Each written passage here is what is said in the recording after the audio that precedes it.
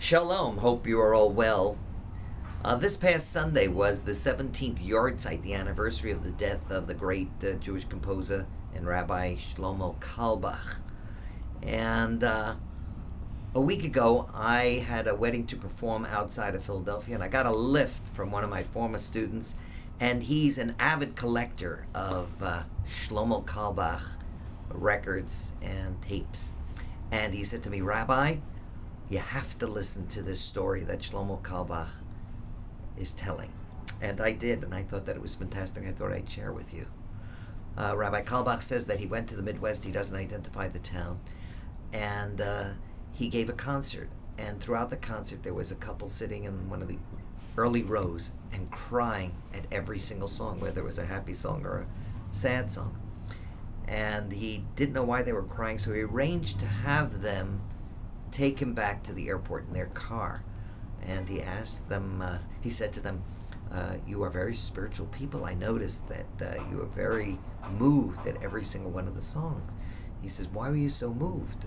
And the wife said to the husband, "You tell him." And the husband said to the wife, "Well, it's your story. You tell him." And she proceeded to tell Rabbi Carlebach that she came from a very, very assimilated family. 6 generations of atheists that had absolutely nothing to do with Judaism. Never a synagogue, never candles, never Sabbath, nothing. Absolutely nothing. And her husband came from that type of background as well. And she wanted to have a child, and she tried again and again and again, and finally she conceived, and she had a miscarriage, and another miscarriage, and another miscarriage. 8 miscarriages. And finally, she became pregnant and carried the baby to term. But then she didn't feel well in the 9th month, and she went to the doctor. Rabbi Carlebach says that some doctors are meant to be butchers. They shouldn't be doctors. And the doctor said, "Lady, some women are just not meant to be mothers, and that's your fate. This baby is going to die in a couple of hours or a couple of days. Go home." And she didn't know whether she should run to the bridge and commit suicide immediately, or she should go home and leave her husband a note. And she went home to leave her husband a note. And as she opened the door, she lived in a magnificent home. She turned around and she noticed for the first time that across the street from her home was a synagogue, a yeshiva. And she walked over and she knocked on the door. Nobody answered, and she opened the door. It was open. And she had never been in a synagogue, but she knew enough to go to the ark, and she opened the ark, the curtain and the doors, and she cried for 2 hours in front of the Torah scrolls. And finally she said, "God, if you protect this baby, I promise to light candles for the rest of my life on Friday night." And she went home and she realized that she had never seen candles lit.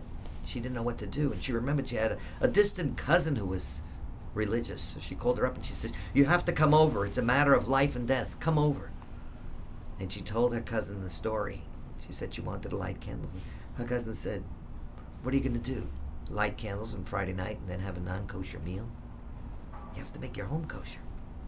So at least Rabbi Carlebach said, within 2 hours they had a kosher home. They threw out all their non-kosher dishes and they changed the oven, whatever it may be.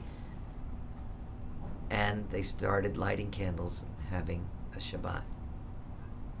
And she bore the child. And she actually had 2 more children. When she met Carlebach, she already had 3 children. Rabbi Carlebach went home, and on another occasion when he came to the town, he decided to see how they were, and he called them up. And she said, "Rabbi, you have to come over to the house. You must come over to the house." Sent a car for him, and he came over to the house. They led him into one room, another room, a third room. Finally, all the way in the back, he encounters this huge, glorious dining room. And although it was Monday night, the table was set perfectly for Shabbat. And she actually had 5 children by then. This was the story of Rabbi Shlomo Carlebach. May his memory be blessed.